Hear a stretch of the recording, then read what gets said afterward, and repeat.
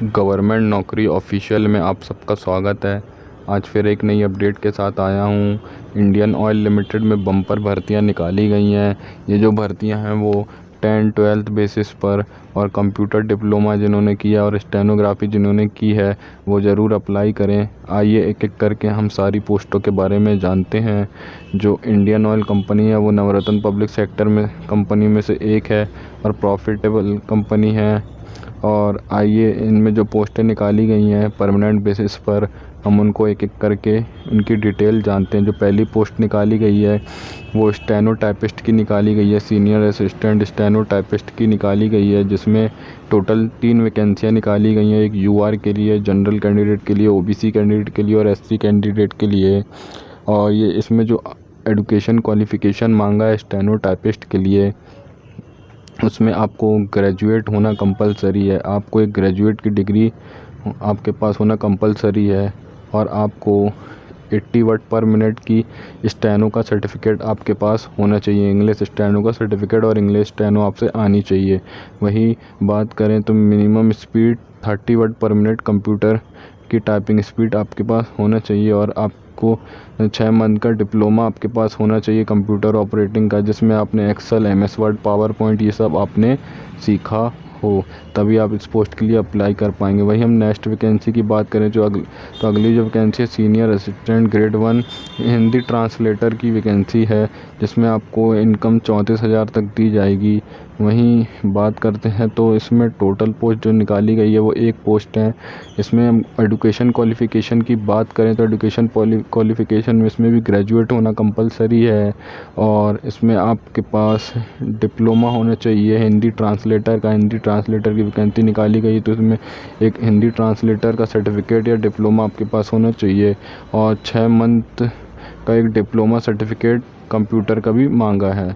इसमें Excel, MS word आपसे आना चाहिए। वही अगली वैकेंसी की बात करें तो क्लर्क कम कंप्यूटर ऑपरेटर की वैकेंसी है, जिसमें टोटल जो इनकम दी गई है 28,000 तक दी गई है। टोटल वैकेंसी 4 निकाली गई हैं। इसमें एजुकेशन क्वालिफ़िकेशन 10-12 मांगा गया है और मिनिमम इसमें आपको 6 मंथ का डिप्लोमा या सर्टिफिकेट होना चाहिए कंप्यूटर का, जिसमें आपसे एमएस एक्सेल, पावर पॉइंट ये सब आपसे बनना चाहिए। वहीं प्रोफिशिएंसी आपको computer web minimum typing speed मांग ली गई है 30 वर्ड पर मिनट की। आपको 30 वर्ड पर मिनट की टाइपिंग आपसे आनी चाहिए। वहीं अगली वैकेंसी की बात करें तो जूनियर असिस्टेंट हिंदी टाइपिस्ट कम कंप्यूटर ऑपरेटर की वैकेंसी निकाली गई, जिसमें पे स्केल दिया गया 28,000 तक। टोटल वैकेंसी एक है। इसमें मिनिमम क्वालिफ़िकेशन 10-12 है और इसमें जो आपको 6 मंथ का इसमें भी आपके पास कंप्यूटर डिप्लोमा या सर्टिफिकेट होना चाहिए, जिसमें आपको एमएस एक्सेल, पावर पॉइंट ये सब आपसे आना चाहिए। वहीं प्रोफिशिएंसी की बात करें तो आपसे इंग्लिश टाइपिंग स्पीड और हिंदी टाइपिंग स्पीड आपसे आनी चाहिए 30 वर्ड पर मिनट की, तभी आप इस पोस्ट के बारे में अप्लाई कर पाएंगे। वहीं बात करें तो इसमें एज रिलैक्सेशन बता दिया गया है। General, OBC, SC, ST candidate के लिए एज रिलैक्सेशन 18 से 30 ईयर, 18 से 35 ईयर और 18 से 33 ईयर के बीच दिया जाएगा। एज रिलैक्सेशन यहाँ पर बता दिया गया है सभी कैटेगरी के लिए। तो बात करें हम तो इसमें जो आपकी डेट ऑफ बर्थ जांची जाएगी वो 10th की मार्कशीट से जांची जाएगी डॉक्यूमेंट वेरिफिकेशन के टाइम। वहीं बात करें रजिस्ट्रेशन फ़ी की तो रजिस्ट्रेशन फ़ी यहाँ पर 200 लगनी है और ओबीसी और जनरल कैंडिडेट के लिए। वहीं एससी, एसटी, पीडब्ल्यूडी कैंडिडेट और एक्स सर्विसमैन के लिए कोई रजिस्ट्रेशन फ़ी नहीं लगनी है। तो यहाँ पर 200 रुपये जनरल ओबीसी को पे करनी है एप्लीकेशन फॉर्म के लिए। वहीं SC, ST, PWD, ex serviceman को कोई फ़ी नहीं देनी है।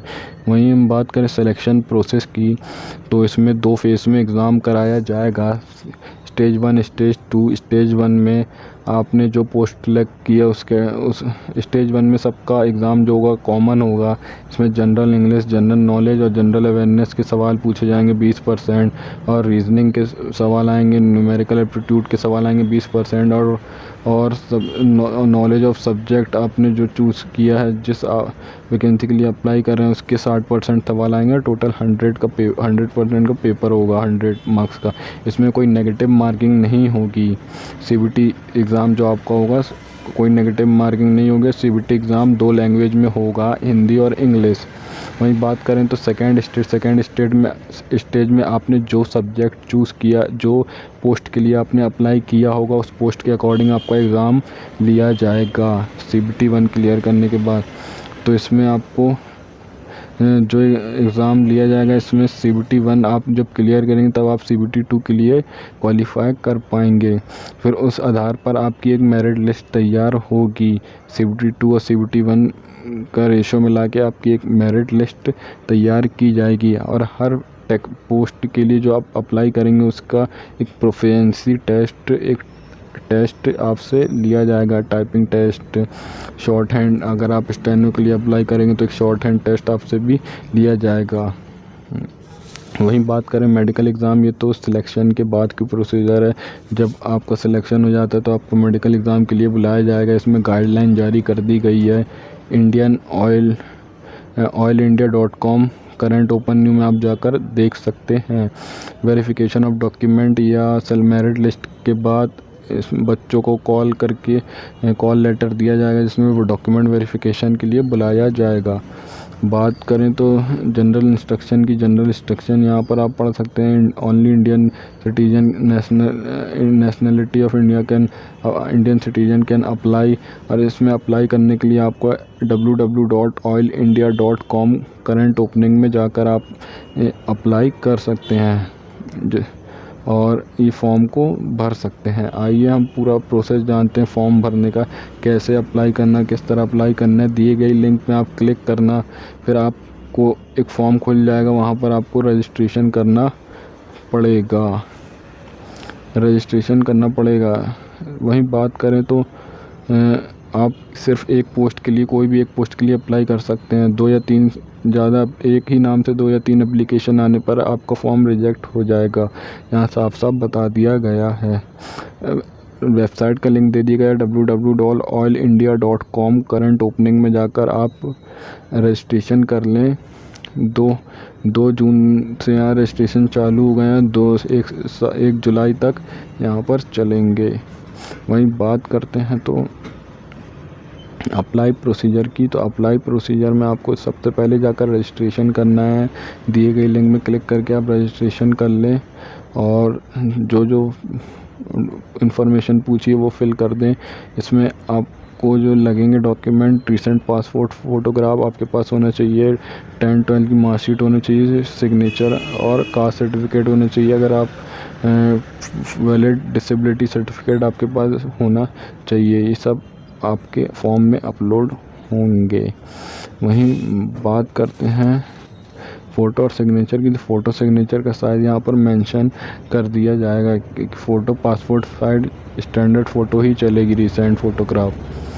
वहीं बात करें तो जब स्टेप 1 में आप रजिस्ट्रेशन कंप्लीट कर लेंगे तो आपको लॉगिन आईडी पासवर्ड मिल जाएगा। तो स्टेप 2 में आप वही लॉगिन आईडी पासवर्ड आप जब इंटर करेंगे, स्टेप 1 में आपको रजिस्ट्रेशन करना है। इस लिंक पर जाकर www.oilindia.com न्यू करंट ओपनिंग में जाके आपको रजिस्ट्रेशन करना है। फिर पोस्ट सेलेक्ट करना है।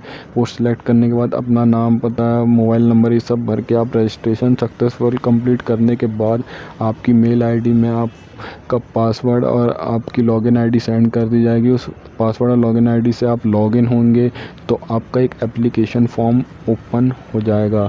तो एप्लीकेशन फॉर्म ओपन होने के बाद आपको दी गई डिटेल फिल करनी है। वहीं उसके बाद आपको पासपोर्ट सिग्नेचर अपलोड करना है, पासपोर्ट फ़ोटोग्राफ अपलोड करनी है। फ़ोटोग्राफ का साइज़ 50 से 100 KB के बीच होना चाहिए JPG फॉर्मेट में। वहीं सिग्नेचर भी 50 से 100 KB के बीच होना चाहिए JPG फॉर्मेट में। वहीं डॉक्यूमेंट भी 50 से 100 KB के बीच होना चाहिए JPG फॉर्मेट में। वहीं बात करें इंपॉर्टेंट डेट की, तो 2 जून से रजिस्ट्रेशन चालू हो गए हैं और 1 जुलाई तक चलेंगे। तो SC ST के लिए फ़ी बिल्कुल फ्री है और OBC जनरल कैंडिडेट के लिए 200 रुपये पे करनी होगी। तो जो भी कंप्यूटर डिप्लोमा या स्टेनोग्राफ़र वाले हैं वो ज़रूर इस पोस्ट के लिए अप्लाई करें। अगर वीडियो अच्छी लगी हो तो गवर्नमेंट नौकरी ऑफिशियल को लाइक करें, सब्सक्राइब करें, शेयर करें। या हम रोज़ाना आपको गवर्नमेंट जॉब की अपडेट देते रहेंगे।